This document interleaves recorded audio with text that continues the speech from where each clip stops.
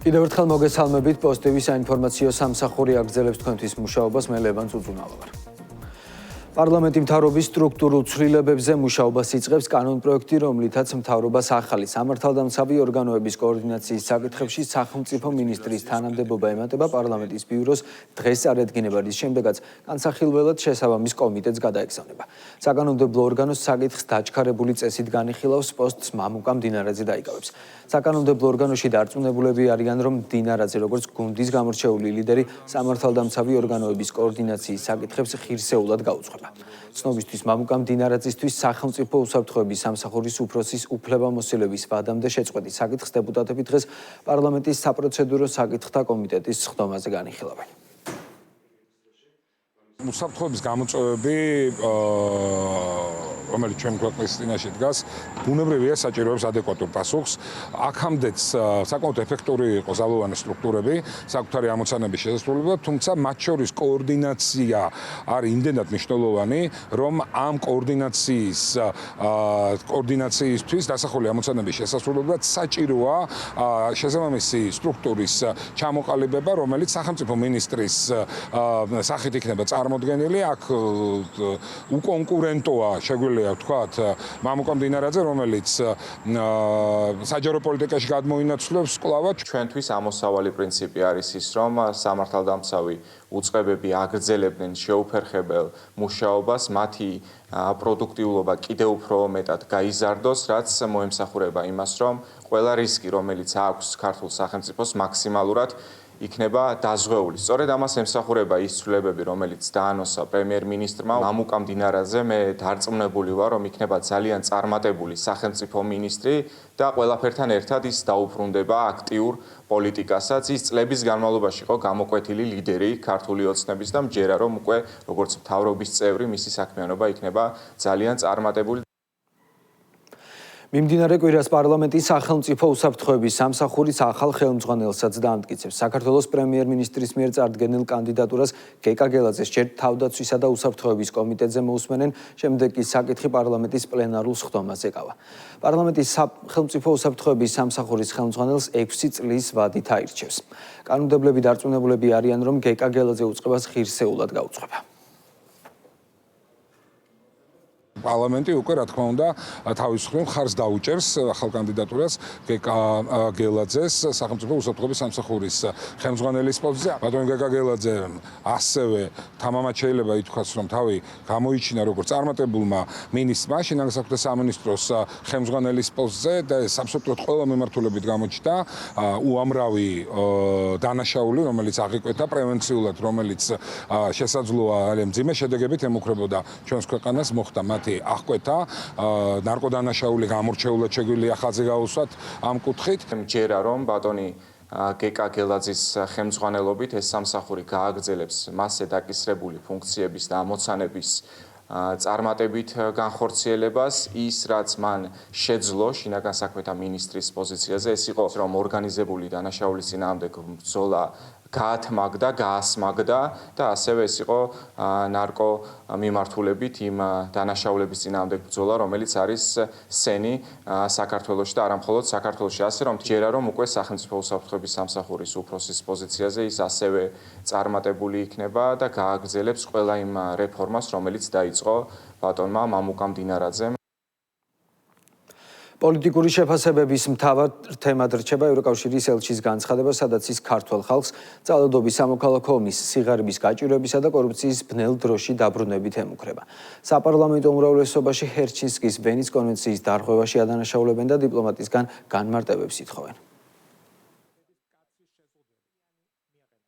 ვერანაირ კრიტიკას ვერ უძლებს ის რაც ჰელსინკიმ იკადრა და თქვა, როგორ დაემუქრა ის ჩვენს საზოგადოებას, ჩვენს ხალხს იმ დირექტივების შეუსრულებლობის შემთხვევაში, რაც ამ ყველაფრიდან ჩანს ბრიუსელიდან მომდინარეობს, სამოქალაქო დაპირისპირების, ასე ვთქვათ, სცენარიც კი დაუსახა ჩვენ საზოგადოებას, რაც არის უმძიმესი შესაძლებელი. ასეთი რიტორიკა არა მხოლოდ გაცდენილია ვენის კონვენციის ფარგლებს, არამედ ის მაქსიმალურად ხელს უწყობს ევროსკეპტიციზმის გაღრმავებას ჩვენ საზოგადოებაში. ქვეშ გათელა ვენის კონვენცია ყოველგვარი დიპლომატიური ასე ვთქვათ, ნორმები და ის თავს ესხმის ქართული ხალხს და ლაპარაკობს ქართული ხალხის ბნელ წასულზე. ადამიანი, რომელსაც თავად აქვს ბნელი იდეები, თავად არის წამქეზებელი სამოქალაქო დაპირისპირებისკენ, თავად არის დამფინანსებელი იმ ბნელი ძალებისა, რომლებიც საქართველოს სახელმწიფოს გადატრიალებას უკეთდნენ.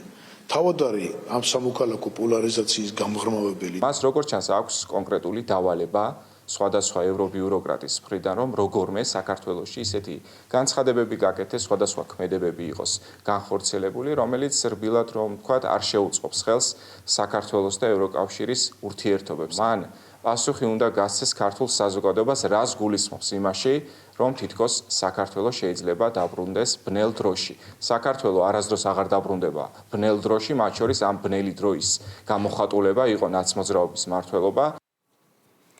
უმკაცრესად ვგმობ ვაშინგტონში განხორციელებული თავდასხმის მცდელობას. ამის შესახებ საქართველოს პრემიერ-მინისტრი სოციალურ ქსელ X-ში წერს. როგორც ირაკლი კობახიძე აღნიშნავს, მოხარულია, რომ პრეზიდენტი ტრამპი და პირველი ლედი უსაფრთხოდ არიან. ფაქტს გმობს საქართველოს პრეზიდენტის მიხეილ ყაველაშვილის განცხადებით, შემთხვევა კატეგორიულად მიუღებელია. კატეგორიულად მიუღებელია და ვგმობ ვაშინგტონში განხორციელებული თავდასხმის მცდელობას. ამ ტიპის თავდასხმები არა მხოლოდ კონკრეტულ პიროვნებებს, არამედ სახელმწიფო ინსტიტუტებს, დემოკრატიულ წესრიგსა და საზოგადოებრივ სტაბილურობას უქმნის საფრთხეს. მნიშვნელოვანია, რომ პრეზიდენტი, პირველი ლედი და ღონისძიებაზე მყოფი ყველაფერი უსაფრთხოდ არიან. უმკაცრესად ვგმობ ვაშინგტონში განხორციელებული თავდასხმის მცდელობას. მოხარული ვარ, რომ პრეზიდენტი, პირველი ლედი და ყველა იქ მყოფი უსაფრთხოდ არიან. სასტუმრო ჰილტონში თეთრი სახლის კორესპონდენტთა ასოციაციის მიღებაზე მომხდარ სროლასთან დაკავშირებით გამოძიება გრძელდება. CNN-ის ცნობით თავდამსხმელმა მიღებაზე შეჭრამდე მანიფესტი დატოვა, რომელიც მისმა ძმამ პოლიციას გადაუგზავნა. წყაროს ცნობით ეჭვმიტანილის დისინფორმაციით მისი ძმა რადიკალური შეხედულებებით გამოირჩეოდა. ცეცხლსასროლი იარაღი კი შემთხვევამდე ცოტა ხნით ადრე შეიძინა და მშობლების სახლში ინახავდა. შეგახსენებთ, ამერიკის შეერთებულ შტატებში თეთრი სახლის კორესპონდენტების ასოციაციის მიღებაზე, რომელსაც დონალდ ტრამპი ესწრებოდა, სროლა იყო. ეჭვმიტანილი 31 წლის კოულ ტომას ალენი სამართალდამცველებმა ადგილზევე დააკავეს. ალენი ლოს-ანჯელესის მახლობლად ცხოვრობდა და კალიფორნიის შტატის ქალაქ ტორენსში მასწავლებლად მუშაობდა.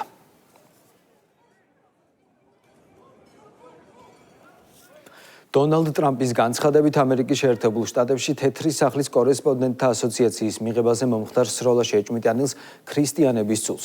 როგორც შტატების პრეზიდენტმა განმარტა, სროლის მოტივი რელიგიური შინაარსის იყო. ეს კაცი ავადმყოფია, მის მანიფესტს როცა კითხულობ, ხვდები ქრისტიანების ცულს. ეს ნამდვილად ასია. ეს ეხება რელიგიურ საკითხს, ანტიქრისტიანულს, აღნიშნა თეთრი სახლის ლიდერმა. ირანსა და ამერიკის შეერთებულ შტატებს შორის მოლაპარაკებები კიდევ ერთხელ ჩაიშალა. შეხვედრა, რომელიც პაკისტანში უნდა გამართულიყო, გაუქმდა. მიზეზად ვაშინგტონი ირანის ხელისუფლებაში არსებულ უთანხმოებას ასახელებს. არსებულ განხეთქილებაზე წერს ამერიკული მედიაც. Wall Street Journal-ის ინფორმაციით დაპირისპირება ირანის ისლამური რევოლუციის გუშაგთა კორპუსსა და მთავრობის გავლენიან მაღალჩინოსნებს შორისაა. პარალელურად ირანის საგარეო საქმეთა მინისტრი აბას არაღჩი ოფიციალური ვიზიტით მოსკოვში ჩავიდა. ირანის ელჩის თქმით, არაღჩი რუს მაღალჩინოსნებს ამერიკის შეერთებულ შტატებთან მოლაპარაკებების შესახებ ინფორმაციას მიაწვდის, ასევე განიხილავენ ცეცხლის შეწყვეტის ერთობლივ შესაძლო ინიციატივებსაც.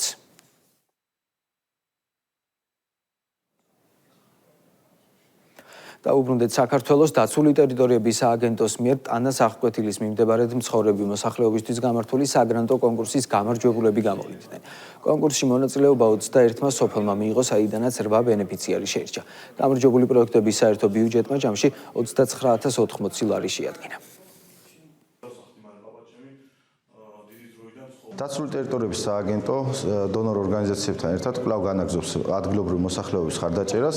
დღეს ატენის ხეობაში ჩატარდა მორიგი საგრანტო კონკურსი სოფლებს შორის, სადაც დააფინანსდა საინტერესო იდეები. აღნიშნული იდეები წარმოდგენილი იყო მოსახლეობის მხრიდან და იყო თავიანთი ხედვა წარმოჩენილი თუ როგორ განავითარონ და როგორ ხედავენ პერსპექტივაში სამომავლოდ თავიანთ სოფელს. დიდ მადლობას მოვუხდი პროექტის ყველა თანამონაწილეს, რომელიც დღეს მოვიდა და ცდილობს სოფლის მხარდაჭერით, სოფლის პროექტებში მიიღოს მონაწილეობა და განავითაროს ჩვენი სოფელი პოპულარიზაცია. მსგავსი პროექტები სოფლისთვის ძალიან კარგია, რადგან არაერთხელ მიმიღია მე თვითონაც მონაწილეობა და ბევრი რამე გაგვიკეთებია სოფლისთვის, ხალხისთვის. სინოპტიკოსები დღეს დასავლეთ საქართველოს უმეტეს და აღმოსავლეთ საქართველოს ზოგიერთ რაიონში ხანმოკლე წვიმას პროგნოზირებენ, იქროლებს დასავლეთის მიმართულების ქარი. ჰაერის მაქსიმალური ტემპერატურა დასავლეთ საქართველოში 19, აღმოსავლეთ საქართველოში კი 23 გრადუსს მიაღწევს, რაც შეეხება ჩვენს დედაქალაქს. თბილისში დღეს უნალექო ამინდია, მოსალოდნელი ჰაერი 21 გრადუსამდე დათბება. დღეისთვის დასავლეთ საქართველოს უმეტეს და აღმოსავლეთ საქართველოს ზოგიერთ რაიონში ველოდებით ხანმოკლე წვიმას ელჭექთან ერთად იქროლებს დასავლეთის მიმართულების ქარი, რომელიც სანაპირო რაიონებში შესაძლებელია 17-22 მეტრ-წამამდე მოიმატოს. მაქსიმალური ტემპერატურა, რაც შეეხება დასავლეთ საქართველოს 19 გრადუსამდე მიაღწევს, აღმოსავლეთში 23 გრადუსამდე. რაც შეეხება ჩვენს დედაქალაქს, დღეისთვის თბილისში უნალექო ამინდია, მოსალოდნელი.